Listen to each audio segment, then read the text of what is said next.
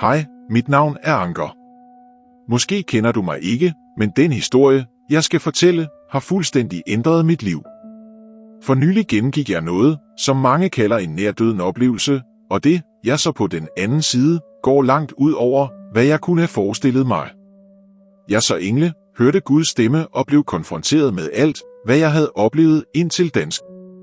I det øjeblik, hvor alt syntes at være slut, blev jeg stillet over for et valg, at fortsætte eller at vende tilbage.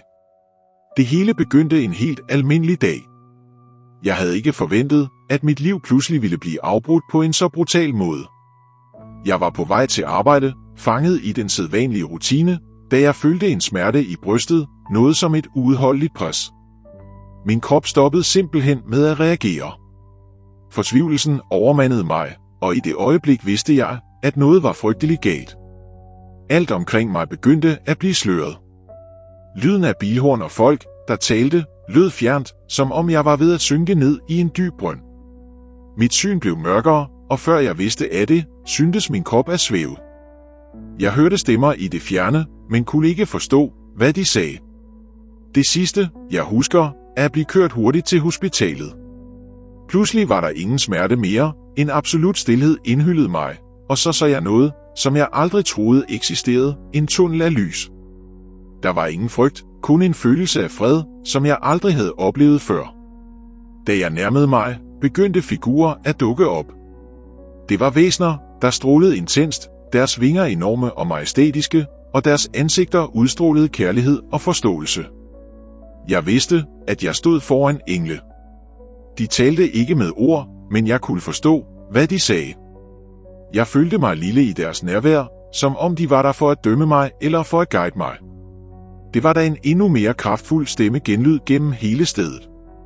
Det var ikke en almindelig lyd, men en følelse, en kraft, der fyldte hver fiber i mit væsen.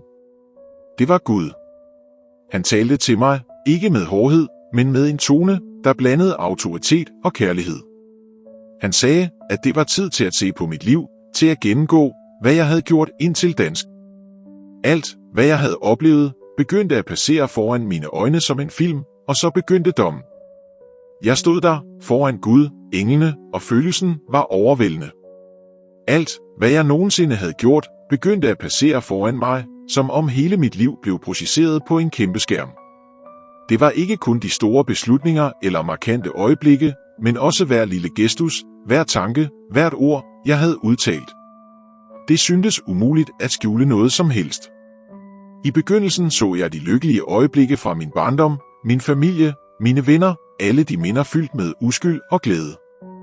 Men da tiden gik, begyndte der at dukke scener op, som jeg hellere ville glemme, forkerte beslutninger, egoistiske handlinger, mennesker, som jeg havde såret af stolthed eller uagtsomhed. Jeg følte en dyb smerte, mens disse minder passerede foran mig. Det var som om hver fejl, hver svaghed, blev udstillet, ikke kun foran Gud, men også foran mig selv, på en måde, som jeg aldrig havde oplevet før. Der var et øjeblik, hvor jeg forsøgte at se væk, som om jeg kunne undgå at se visse episoder, men det hjalp ikke. Det var ikke bare en visning af mine handlinger, jeg kunne føle den indflydelse, de havde haft på andre, hvert ord, der sårede nogen, hver gang jeg løj, hver mulighed, jeg lod gå fra mig.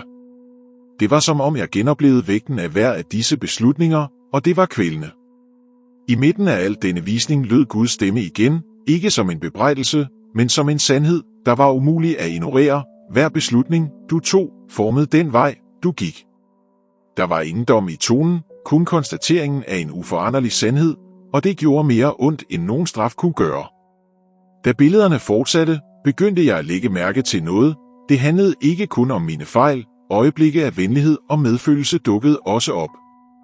Små gestus, som jeg på det tidspunkt betragtede som ubetydelige, men som nu syntes at have haft en meget større indflydelse, end jeg havde forestillet mig, et smil til en fremmed, et trøstende ord til en ven, handlinger, der syntes at have mangedoblet sig i verden på måder, som jeg aldrig kunne forudse. Jeg blev faktisk dømt, men ikke på den måde, jeg havde forestillet mig. Det var ikke en dom med fordømmelser, det var som om Gud viste mig det sande spejlbillede af det liv, jeg havde levet, og på en eller anden måde vidste jeg, at det endnu ikke var slut, der var mere at se, mere at forstå. Mens filmen af mit liv fortsatte, ændrede noget sig.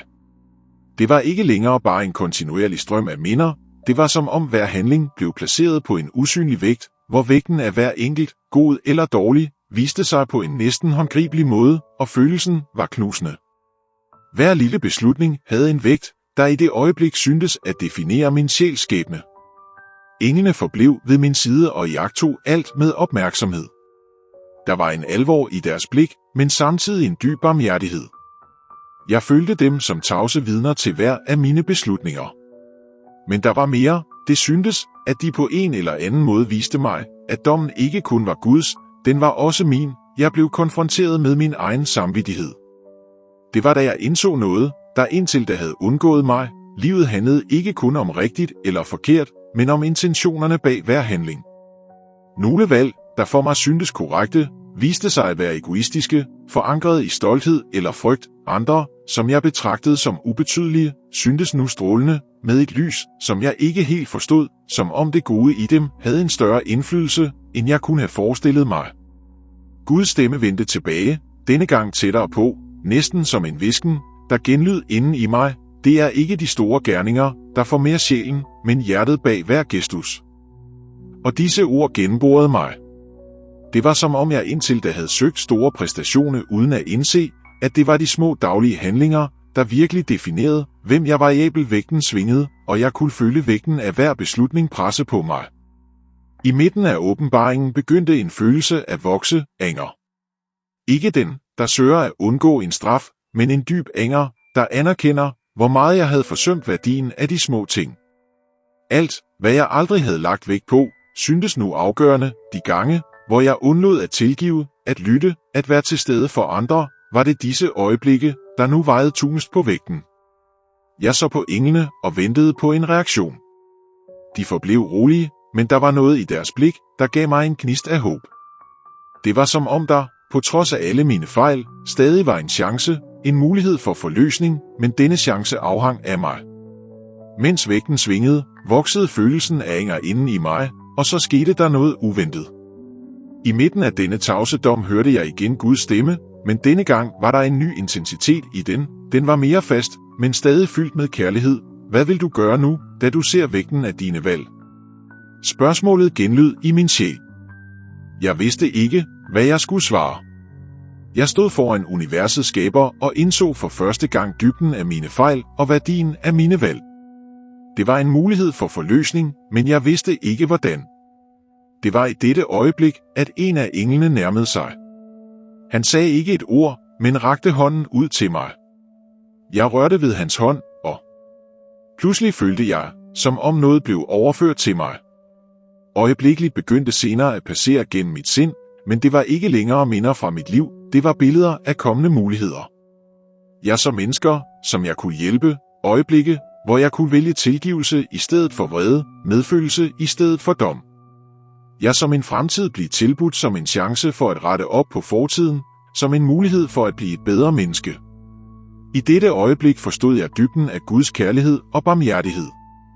Det var ikke en kærlighed, der ignorerede mine fejl, men en kærlighed, der gav mig chancen for at rette dem. Den dom, jeg havde følt før, var ikke til fordømmelse, men for at jeg kunne lære, for at jeg kunne se fejlene i mig selv og forstå, at der stadig var tid til at ændre mig. Guds stemme talte så endnu en gang, denne gang blidt, næsten som en hvisken i vinden. Det er ikke de store gerninger, der formerer sjælen, men hjertet bag hver gestus. Og så faldt vægten af denne beslutning over mig som et bjerg. Tanken om at gå videre, at opgive smerten, lidelsen og livets vanskeligheder, var fristende, men samtidig vidste noget inden i mig, at jeg endnu ikke var færdig. Jeg så de mennesker, jeg elskede, dem, som jeg havde såret, og de muligheder, der stadig lå foran mig. En større kraft, end jeg havde forventet, begyndte at vokse i mit hjerte. Jeg ville ikke give op, jeg ville have, at min historie sluttede der, med så meget endnu at gøre. Så, med en skælvende stemme og et hjerte fyldt med beslutsomhed, svarede jeg vælger at vende tilbage. Efter at have erklæret mit valg, begyndte miljøet omkring mig at ændre sig. Lyset, der før havde omsluttet mig, englenes nærvær og endda Guds stemme begyndte langsomt at trække sig tilbage. Jeg følte, som om jeg blev trukket tilbage, som om jordisk livskraft trak mig tilbage til virkeligheden. Der var stadig fred, men blandet med en følelse af hastværk. Jeg vidste, at jeg havde fået en anden chance, og jeg kunne ikke spilde den. Pludselig blev stilheden brudt af velkendte lyde. Jeg hørte menneskestemmer igen og følte vægten af min krop vende tilbage. Jeg åbnede øjnene med besvær, og hospitalets kolde, hvide lys omsluttede mig. Der var læger og sygeplejersker, der løb omkring mig, lyden af maskiner, der overvågede mine vitale tegn, hurtige kommandoer, alt syntes fjernt, som om jeg stadig delvist var mellem to verdener. Men gradvist begyndte smerten og den fysiske ubehag at ramme mig. Jeg var i live. Gradvis indså jeg, at folk omkring mig var lettede. Nogen hviskede, han er tilbage. De vidste det ikke, men jeg havde været et sted meget dybere, end nogen af dem kunne forestille sig. Det var ikke kun min krop, der vendte tilbage til livet, men også min sjæl, min vilje til at gøre tingene anderledes. Jeg fik at vide, at jeg havde haft et hjerteanfald, og at lægerne havde kæmpet hårdt for at redde mig. Så vidt jeg forstod, var der øjeblikke, hvor de troede, at det ville være for sent, men mens de kæmpede fysisk, skete der noget meget større i det åndelige plan. Jeg vidste, at Gud havde ladet mig vende tilbage, og at denne mulighed var en sjælden og værdifuld gave. I de følgende dage, mens jeg kom mig, kunne jeg ikke lade være med at tænke på, hvad jeg havde oplevet. Det var ikke noget, jeg bare kunne glemme eller ignorere. Hver detalje af denne oplevelse var indgraveret i min hukommelse og mit hjerte, og for hvert øjeblik, der gik, følte jeg et stigende behov for at leve i overensstemmelse med det, jeg havde lært. Det første, jeg gjorde, var at se på mit liv med nye øjne. Jeg begyndte at vurdere mine prioriteter, mine relationer og hvordan jeg brugte den tid, der var tilbage. Der var ikke mere plads til stolthed eller harme. Jeg vidste, at jeg skulle søge tilgivelse hos dem, som jeg havde såret, og mere end det, jeg skulle tilgive mig selv. Jeg følte, at jeg havde en mission. Jeg vidste endnu ikke præcis hvilken, men jeg følte dybt, at mit liv havde et fornyet formål. Gud havde vist mig vigtigheden af hvert valg, hver gestus, og jeg kunne ikke vende tilbage til den samme rutine, de samme fejl. Jeg havde valgt at vende tilbage, og nu talte hvert sekund. Mens jeg kom mig fysisk, blev virkeligheden af min nærdødende oplevelse mere fast. Jeg vidste, at mit liv ikke kunne fortsætte som før, at vågne hver dag og blot gennemgå de daglige rutiner uden at reflektere dybt over mine valg ville være at spilde den gave, jeg havde fået. Det var tid til at gøre noget med den nye chance, Gud havde givet mig. Den første ændring kom i mine relationer. Jeg plejede at nære af og holde mig væk fra mennesker, der på en eller anden måde havde såret eller skuffet mig, men nu, med vægten af evigheden over mig, indså jeg, at tilgivelse ikke var noget valgfrit, men essentielt. Jeg ringede til dem, som jeg havde taget afstand fra, familie og venner, og med ydmyghed bad jeg om tilgivelse, hvor det var nødvendigt, og tilbød tilgivelse, hvor det var nødvendigt. Reaktioner var forskellige, nogle blev overraskede, andre tøvede, men dybest set vidste jeg, at jeg ikke gjorde det kun for dem, jeg gjorde det for mig selv, for min egen helingsproces og forløsning. Men det var ikke alt, der var også en indre forandring, der ikke længere kunne ignoreres. Guds stemme, som jeg havde hørt, den måde, han dømte mig på med retfærdighed og barmhjertighed, genlyd i mit sind. Jeg skulle leve med den samme retfærdighed og barmhjertighed i min hverdag. Jeg begyndte at søge muligheder for at gøre godt, og mere end det, at være et bedre menneske i hver lille detalje.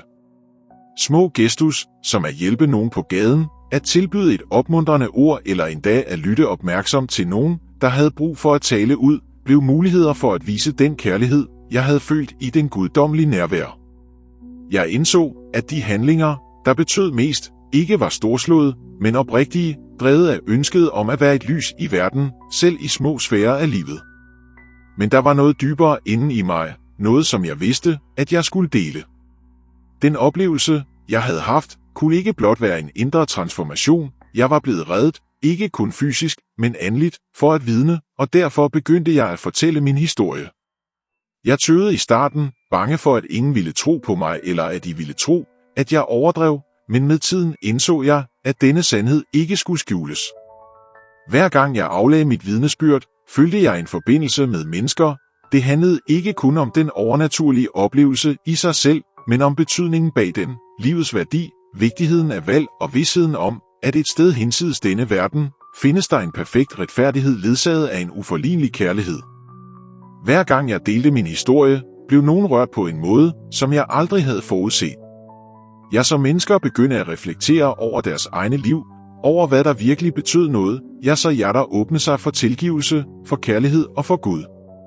Og sådan blev min mission klar. Min anden chance var ikke kun for mig, det var for at andre, gennem min historie, også kunne se, hvad jeg så, at livet er en gave, og at hvert øjeblik betyder noget. Da tiden gik, indså jeg, at min nærdøden oplevelse var blevet mere end et intenst minde eller en personlig transformation, den var blevet en retning for mit liv. Jeg før så som en række usammenhængende dage og trivielle valg, forstod jeg nu som en del af et større formål. Jeg var ikke vendt tilbage ved en tilfældighed, hvert skridt, hver vejrtrækning havde en dyb betydning. Jeg begyndte at leve med en tavs hastværk, ikke i betydningen travlhed, men bevidsthed. Hver dag, jeg vågnede, var en påmindelse om, at Gud havde givet mig mulighed for at gøre det, der var nødvendigt, at påvirke liv og at være i fred med, hvem jeg var og hvad jeg gjorde. Jeg bar ikke længere vægten af fortidens fejl, men kraften til at skabe en bedre fremtid for mig selv og dem omkring mig.